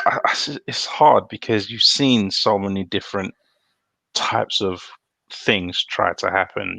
Kneeling down or threatening to walk off or things like that. I would literally, say, like the FA claim to say, that people have a right to walk off if they feel that they've been abused, and they will not get in trouble for it. That's one of the things I would definitely introduce or say. I think I would. I think there needs to be more voices of black voices in higher places. So in places like the FA, there has to be more voices. There has to be, even if you got ex-players that don't want to be managers, you can have ex-players that they can put into their system who's going to do good. We need, you've got the PFA, another a boys club, isn't it? But the PFA needs to get rid of Gordon Taylor, is it? Gordon Taylor? Yeah. They need to, find, voices that will represent diversity of the players that they have. You need to see that. I'm not saying you have to put a black person in charge, but you have to have black representation, black voices that matter at the top. We have to get to that stage, where we are. It's an open field, and everyone is allowed to speak, their mind, or speak freely. Not to have to hold back or think that they're going to lose their job, if they say anything, things like that. So for me, yeah, I think representation. You have to open up representation at the very top. You have to. You're on mute. Josh, what about yourself? That's all right. Yeah, I was going to lead on from what Femi was saying about the PFA. It's like, what happened with the Clark Carlisle experiment that wasn't carried on, and at least bringing, I know he had a lot of demons and he's spoken about them generally, but you brought in a young, intelligent guy to, the only way that Clark Carlisle as a person of colour could show that he was intelligent is he had to go on bloody Countdown. I know, what kind of signal was that to prove to someone that you're intelligent? Is you have to go on to Countdown and just show that he could do that, and apparently that makes him an anomaly in the kind of mindset of everybody. I'm sure there's plenty of other, intelligent black players we've mentioned already that they don't get, the lexicon just doesn't seem to give them the right adjectives that correctly describe their personalities.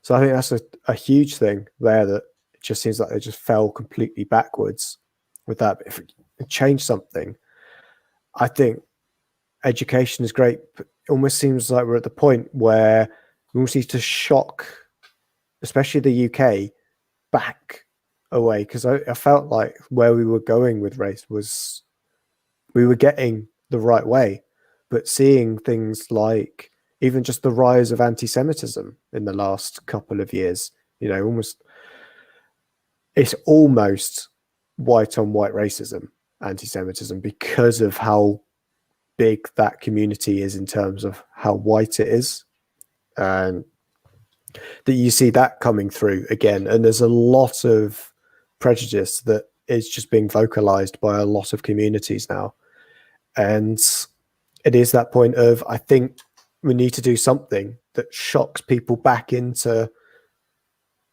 self-policing. That it seems like people manage to group together and push forward with views that aren't acceptable, and we're just not able to police it in a way within our own communities. Because I think that's where a lot of lazy responses come to it. Things like, oh, well, I've never seen racism in my section in the stadium. It's like, well, what's the diversity? Are you just sitting with a bunch of white guys? So you're probably not going to see it at that point, compared to in other parts of the stadium, because we know racism is there in every level.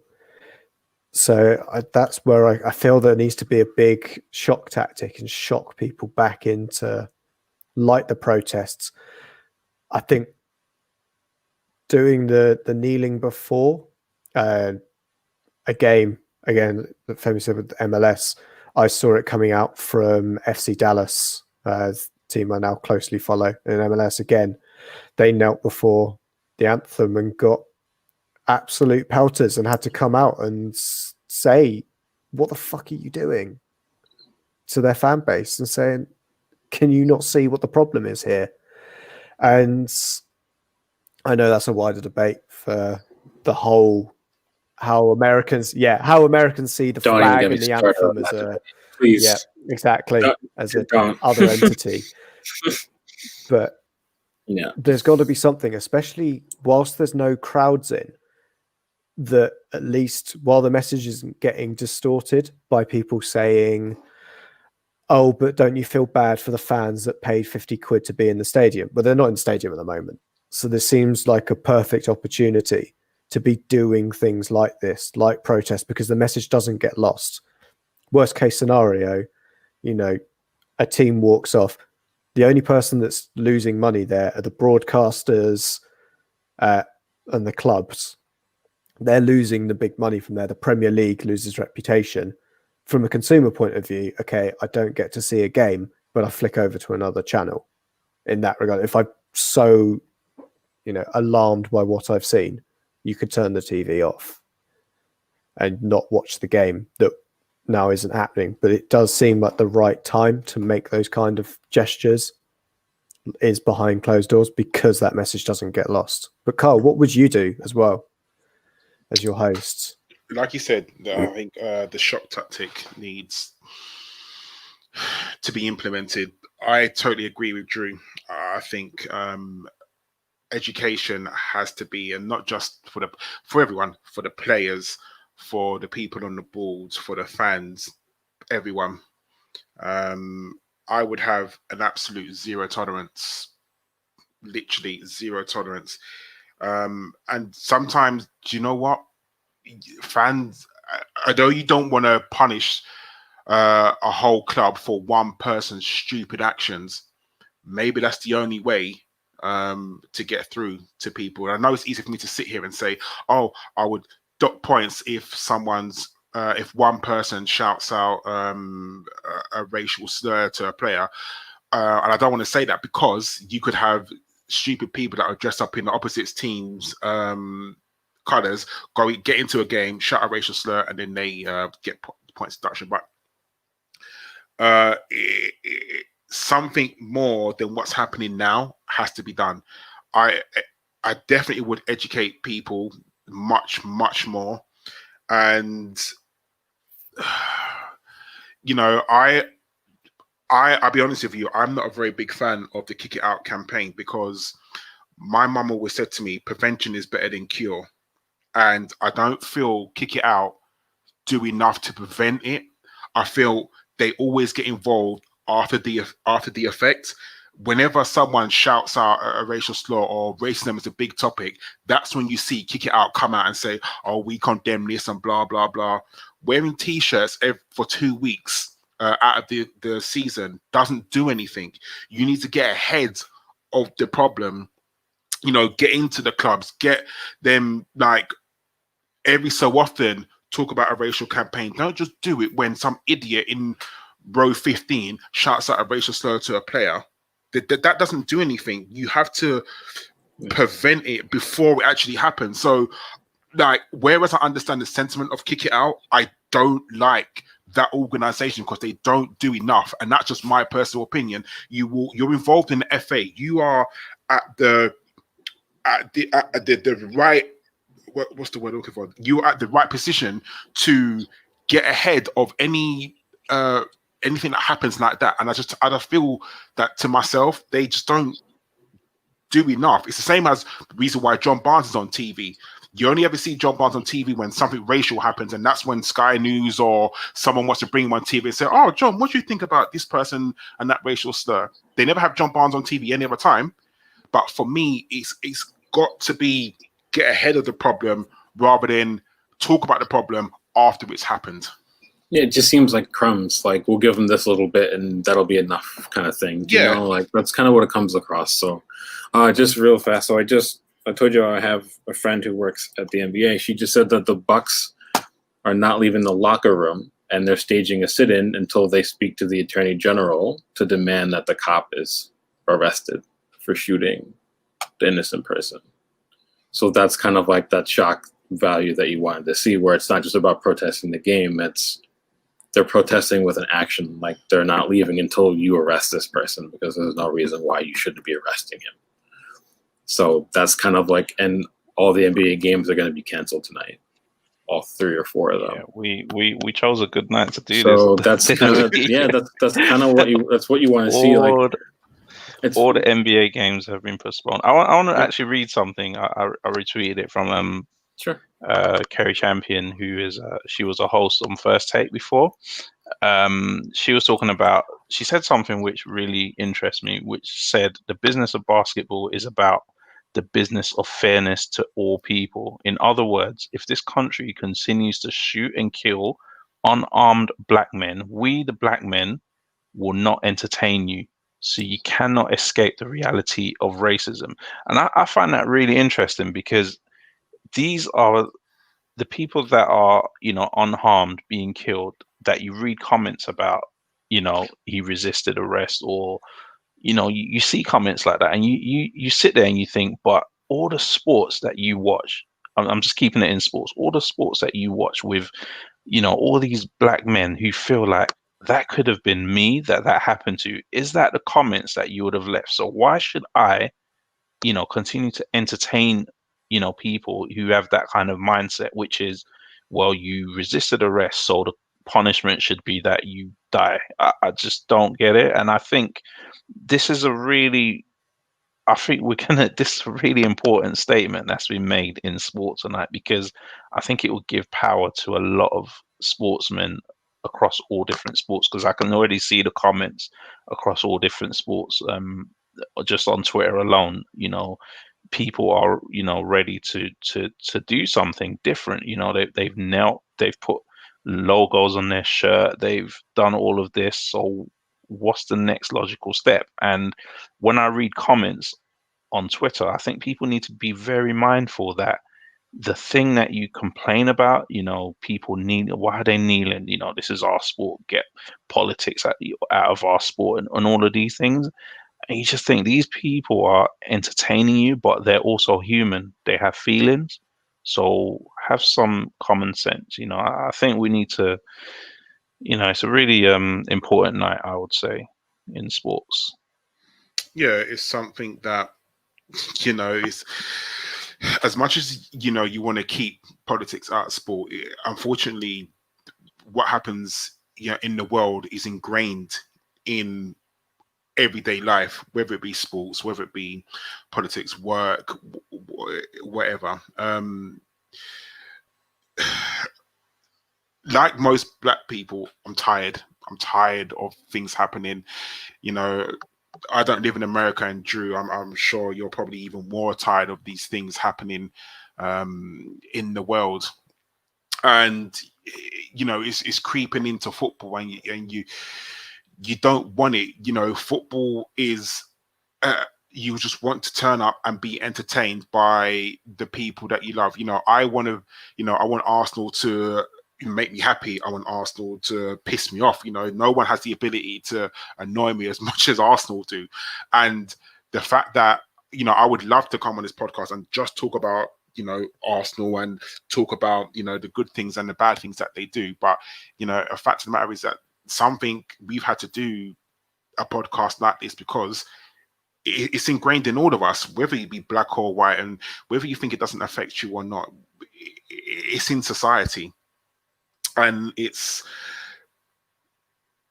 sad and annoying that, there's no quick fix, there's no solution. What do we do? I mean, my hat goes off to, and I commend all the NBA players that are doing a walkout per se, or if that's what you want to call it. And I think to myself, would that ever happen here? Would that ever happen in the Premier League? Honestly, I can't see it. I can't see a group of everyone, all the players, all the teams banding together and saying, "Do you know what? We're not going to play because of X happening." I mean, yeah, all the kneeling, you can do that while the fans are not in the stadium, as Femi said. But when they come back into the stadium, are they going to still do it? No. So what's going to change? What are you going to do? And you can have all the slogans and all the wear all the T-shirts and have all the badges that you want in the world, but action needs to be taken. Change needs to happen. How that change is taken and how that action's done, who knows? I think that's for people who are much high up in the league and who get paid much more than us. Anyway, I'm going to wrap it up there.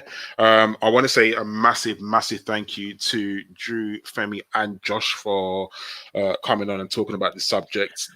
Like I said, it's an uncomfortable conversation, but I feel like it's a conversation that needed to be had. We could have gone on for hours talking about these subjects, but it's we've got our sort of points of view out, and I'm just happy that it's happened, that we've managed to talk about it. So guys, much appreciated. Thank you for coming on. Thank you. Always, man. And ABW will be back with a podcast very, very soon. So, guys, take care. See you later.